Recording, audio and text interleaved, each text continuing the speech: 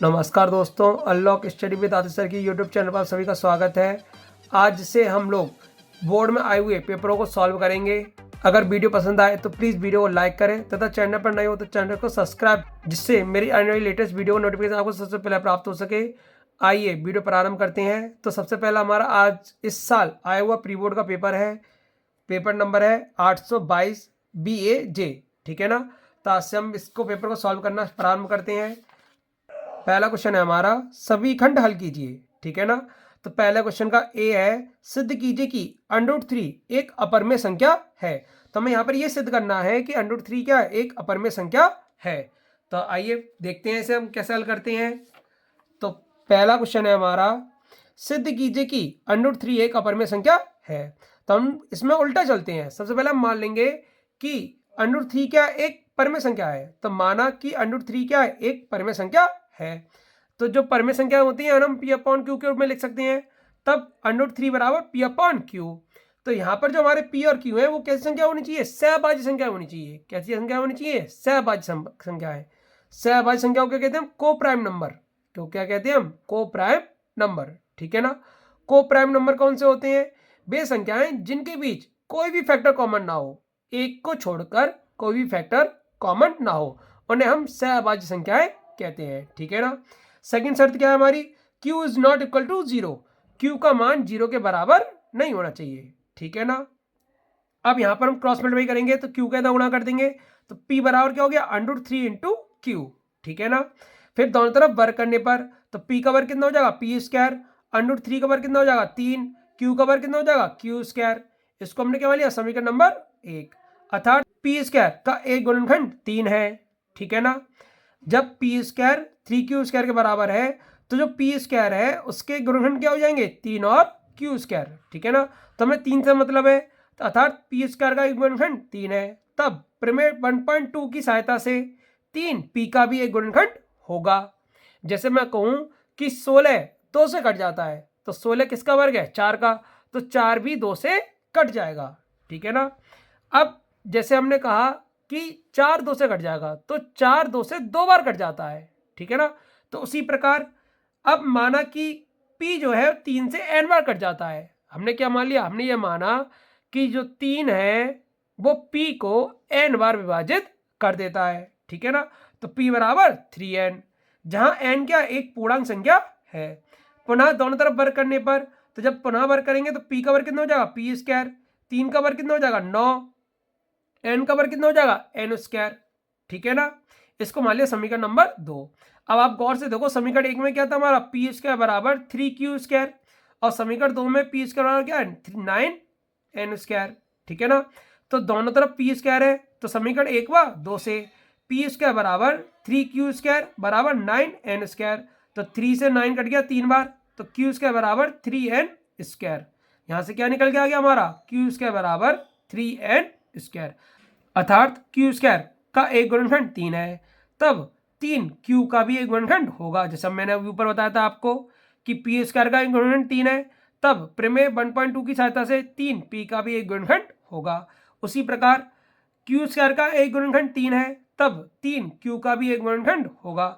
अतः 3 P तथा Q दोनों का एक उभयनिष्ठ गुणनखंड है। यहाँ पे देखो 3 P में भी आ रहा है और 3 Q में भी आ रहा है, तब 3 क्या हो जाएगा, P तथा Q दोनों का एक उभयनिष्ठ गुणनखंड है, जो हमारी कल्पना के विपरीत है। क्योंकि हमने क्या माना था, सहभाज्य संख्या माना था। हमने क्या माना था, सहभाज्य संख्याएं, ठीक है ना। अतः हम निष्कर्ष निकालते हैं कि √3 एक अपरमेय संख्या है, ठीक है ना। उम्मीद करता हूं आपको ये समझ में आ गया होगा।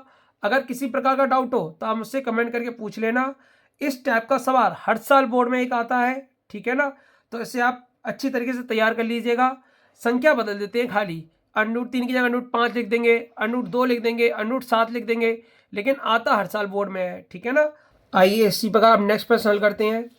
तो नेक्स्ट प्रश्न है हमारा प्रश्न नंबर 2, द्विघात बहुपद x² - 3 के शून्यांकों तथा गुणांकों के बीच संबंध ज्ञात कीजिए, ठीक है ना।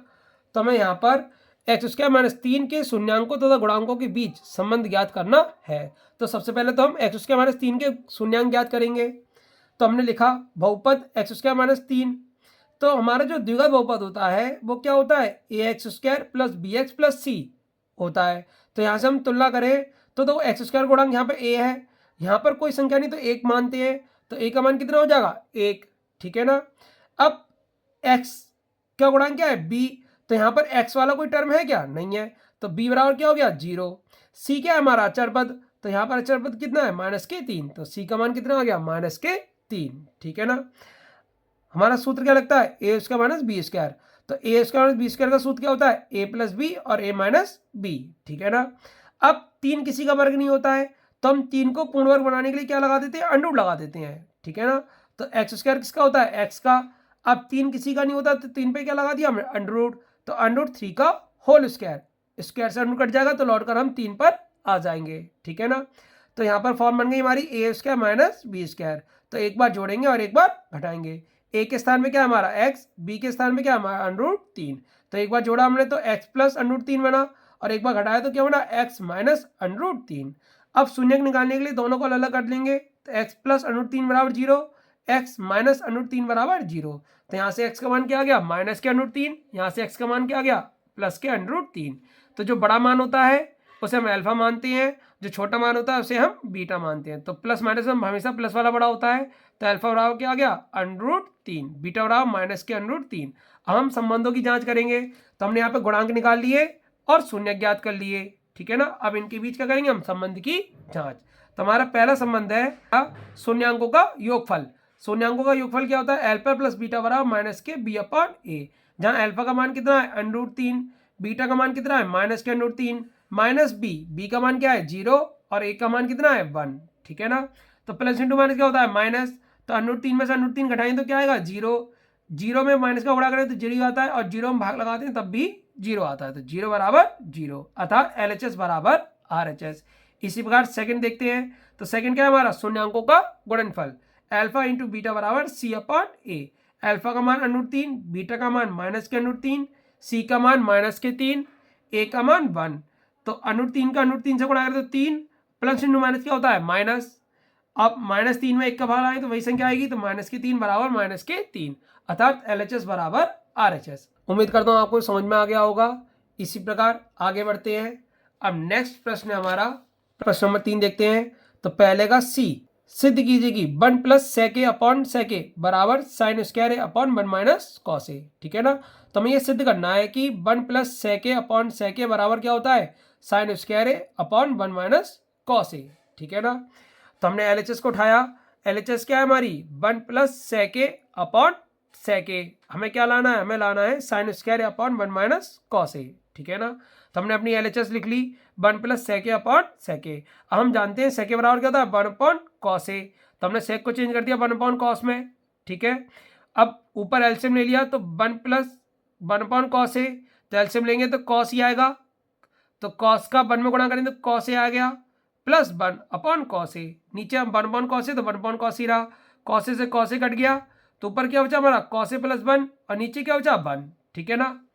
अब हमने यहाँ पर, हमें नीचे क्या लाना है, 1 माइनस कॉस ए लाना है, तो इसलिए हमने क्या किया, पूरे में 1 माइनस कॉस ए से गुणा कर दिया, तो ऊपर भी 1 माइनस कॉस ए, नीचे भी 1 माइनस कॉस ए। तो नीचे 1 में 1 माइनस कॉस ए का गुणा करें तो 1 में किसी भी संख्या गुणा करें तो वही संख्या आती है, तो हमारा 1 माइनस कॉस ए आ गया। ऊपर आप गौर से देखो, अभी मैंने बताया था आपको ए प्लस बी और ए माइनस बी, तो ए प्लस बी और ए माइनस बी, ठीक है ना। तो क्या हो जाता है हमारा ए स्क्वायर माइनस बी स्क्वायर, तो यहाँ पर एक का वर्ग 1, बी के स्थान में क्या है कॉस ए, तो माइनस कॉस स्क्वायर ए, ठीक है ना। अब 1 माइनस कॉस ए क्या होता है, अब 1 माइनस कॉस स्क्वायर ए क्या होता है, साइन स्क्वायर ए, तो 1 माइनस कॉस स्क्वायर के स्थान में क्या आ गया, sine square upon 1 minus cos A, यही हमारी क्या है RHS। तो हमने क्या ला दिया, LHS बराबर RHS, यही हमें क्या करना था, सिद्ध करना था, ठीक है ना। इसी प्रकार अब प्रश्न नंबर 4 को हल करेंगे। पहले का डी है हमारा, निम्नलिखित सारणी का माध्य ज्ञात कीजिए। तो हमें एक सारणी दी है, उसका हमें क्या ज्ञात करना है, माध्य ज्ञात करना है। तो यहाँ पर वर्ग अंतराल दिया है 0 से 10, 10 से 20, 20 से 30, 30 से 40, 40 से 50 और 50 से 60।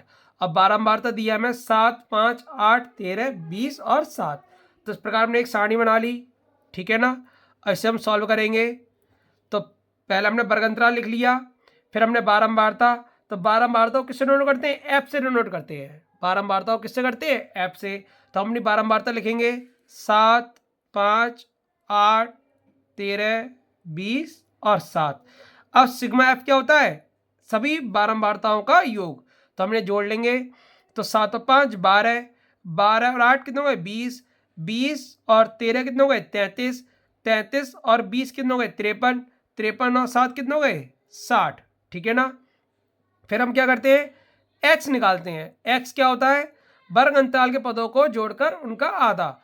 तो 0 और 10 को जोड़ेंगे कितने हो गए? 10, 10 का आधा कितने हो गए? 5, 10 और 20 को जोड़ेंगे कितने हो गए? 30, 30 का आधा कितना आएंगे? 15, 20 और 30 को जोड़ेंगे कितने हो गए? 50, 50 का आधा कितना आएगा? 25। इसी प्रकार आगे बढ़ेंगे तो 35, 45 और फिर 55।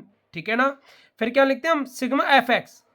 तो पहले एफ एक्स निकालेंगे, तो एफ इंटू एक्स। तो 7 का गुणा 5 में करें तो 7 पंजे 35। ठीक है ना। 5 का गुणा 15 तो 15 पना 75। फिर 25 अट्ठे 200। फिर 35 का 13 गुणा करेंगे तो 13 पंजे 65 का 5 हाथ से लगी। 13 पंजे 65 का 5 हाथ से लगी 6। 13 तिया 39, 39 और 6 कितने हो गए? 45। ठीक है ना।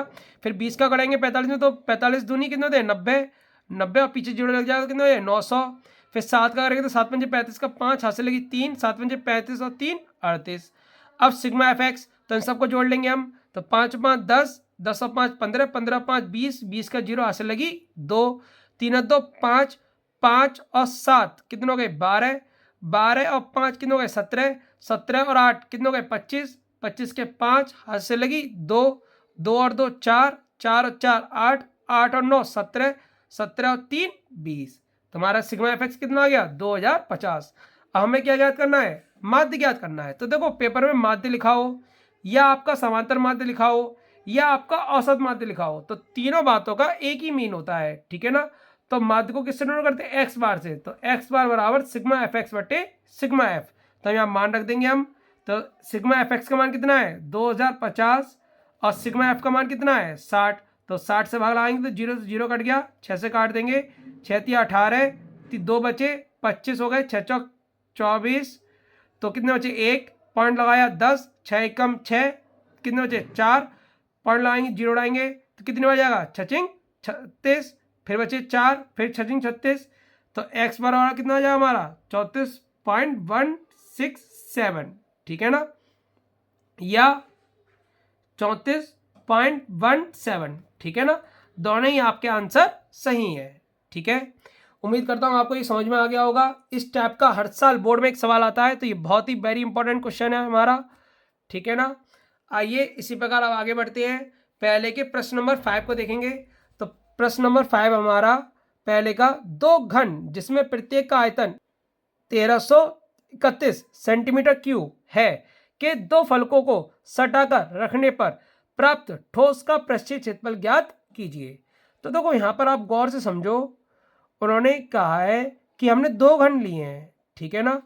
और दोनों घनों को मिलाकर रख देते हैं। तो इस प्रकार से मैंने एक घन बना लिया। अब दूसरे घन को मान लो मैं इसी के प्लस चौपट में बिल्कुल रख रहा हूँ यहाँ पर बगल में, इस स्टेप से। ठीक है ना। तो जब मैंने स्टेप से इसे रखा, तो जैसे मान लो ये हमारा ए था। ठीक है। ये हमारा क्या था? ए। तो ये भी हमारा ए। तो ये जो पूरी लेंथ हो जाएगी वो कितनी हो जाएगी? 2a हो जाएगी। कितनी हो जाएगी? 2a। अर्थात उस घन में 3 अक्ष होती हैं, लंबाई, चौड़ाई और ऊंचाई।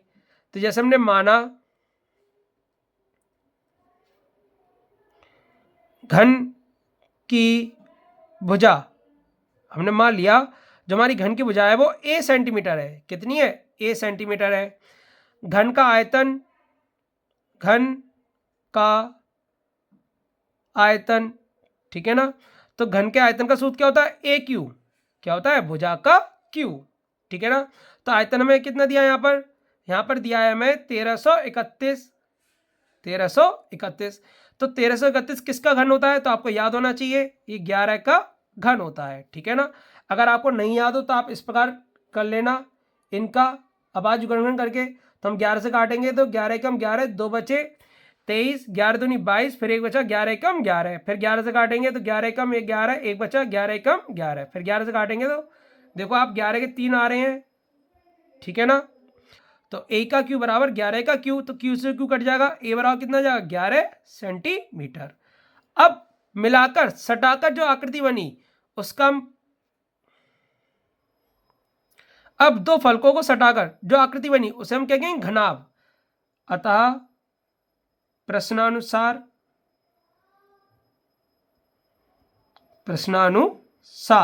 ठीक है ना, दो फलकों को सटाकर रखने पर प्राप्त घनाभ क्या बन जाएगा? हमारा घनाभ बन जाएगा, ठीक है ना। घनाभ की विमाएं तो घनाभ की जो लंबाई होगी वो मैंने आपको समझाया दुगनी हो जाएगी। तो जैसे यहाँ पर घनाभ की लंबाई हमने मान ली l, तो l बराबर क्या हो जाएगा? 11 + 11 कितने हो जाएगी? 22 सेंटीमीटर हो जाएगी, ठीक है ना। चौड़ाई वही रहेगी हमारी b बराबर 11 सेंटीमीटर और ऊंचाई भी वही रहेगी, ठीक है ना। खाली कोई एक विमा दुगनी हो जाती है, याद रखना, ठीक है ना। कोई एक विमा क्या हो जाती है? आपकी दुगनी हो जाती है, चाहे हम लंबाई को कर दें, चाहे हम चौड़ाई को कर दें और चाहे हम ऊंचाई को कर दें, ठीक है ना। अब हमें क्या निकालना है? ठोस का पृष्ठीय क्षेत्रफल निकालना है। तो हम लगा देंगे सूत्र, ठोस का पृष्ठीय क्षेत्रफल, ठीक है ना। तो ठोस का पृष्ठीय क्षेत्रफल का सूत्र क्या होता है? 2 ब्रैकेट में LB + BH + LH, ठीक है ना। तो यहाँ मान रख देंगे 2 ब्रैकेट में L का मान कितना है? 22 इंटू B का मान कितना है? 11 प्लस B का मान कितना है? 11, तो H का मान भी कितना है? 11, ठीक है ना। L का मान 22 और H का मान 11, ठीक है ना। ऐसे सॉल्व कर लेंगे 2, तो 11 का 11 दूनी 22 के 2 हाथ से लगी 2, 11 दूनी 22 और 2 24, ठीक है ना। 11 इंटू 11 कितने होते हैं? 121 प्लस फिर वही कितना आएगा? 242। अब हम सबको जोड़ लेंगे तो 2 और 1 3, 3 और 2 5, 4 और 2 6, 6 और 4 10 का 0 हाथ से लगी 1, 3, 3 और 1 4, 4 और 2 6, ठीक है ना। 105 इंटू 2, तो 2 का गुणा 105 में करेंगे तो कितना आएगा हमारा? 2 पंजे 10 का 0 हाथ से लगी 1, 2 छिक्का 12, 12 से 10 सेंटीमीटर स्क्वायर, ठीक है ना। पृष्ठीय क्षेत्रफल को किससे करते हैं? ऐसे नोट करते हैं, ठीक है ना। उम्मीद करता हूँ आपको ये समझ में आ रहा होगा। अगर किसी प्रकार का डाउट हो तो मुझसे कमेंट करके पूछ लेना, ठीक है ना। आगे बढ़ते हैं। नेक्स्ट प्रश्न है हमारा प्रश्न नंबर 1 का F। यदि बिंदु x, y बिंदुओं 3,6 तथा -3,4 से समदूरस्थ हो तो x और y के बीच संबंध ज्ञात कीजिए। तो वही कह रहे हैं कि कोई एक बिंदु है x, y, ठीक है ना। दो बिंदु 3,6 और -3,4 से समदूरस्थ है। समदूरस्थ का मतलब होता है समान दूरी पर स्थित होना, ठीक है ना। इस टाइप से हमने मिला दिया। मान लो ये हमारा O है, ये हमारा A और ये हमारा B, ठीक है ना। तो प्रश्नानुसार OA बराबर है OB के, ये हमें दिखाना है। तो हमें x और y के बीच संबंध ज्ञात करना है, ठीक है ना। तो हमने माना x, y बिंदु O, ठीक है ना, 3,6 बिंदु A और -3,4 बिंदु B, ठीक है ना। फिर हम लिखेंगे प्रश्नानुसार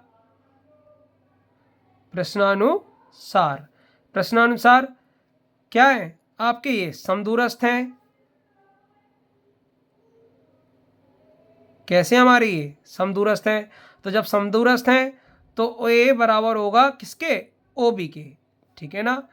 OA बराबर होगा OB के। और दो बिंदुओं की दूरी का सूत्र क्या होता है? D बराबर होता है x1 - x2 का whole square plus y1 - y2 का होल स्क्वायर। तो इसे मान लेंगे हम x1, इसे मान लिया हमने y1, इसे मान लिया हमने x2, इसे मान लिया हमने y2। सेम उसी प्रकार यहाँ पर इसे x2 मानेंगे और इसे y2। तो यहाँ पर लगा देंगे। जब O लेंगे तो O के लिए x, y और A क्या होगा हमारा? 3,6, ठीक है ना। और जब OB याद करेंगे तो O x, y और B कितना हो जाएगा हमारा? -3,4। तो यहाँ पे दोनों क्या होंगे? बराबर होंगे। दोनों कैसे होंगे? बराबर। तो यहाँ लगा देंगे।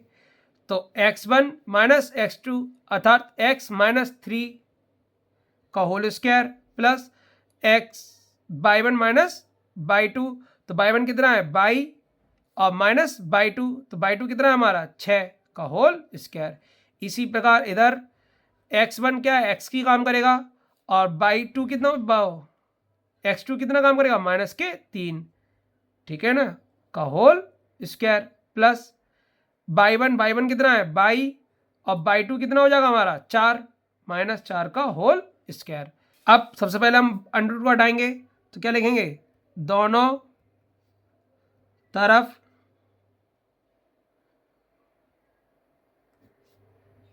वर्ग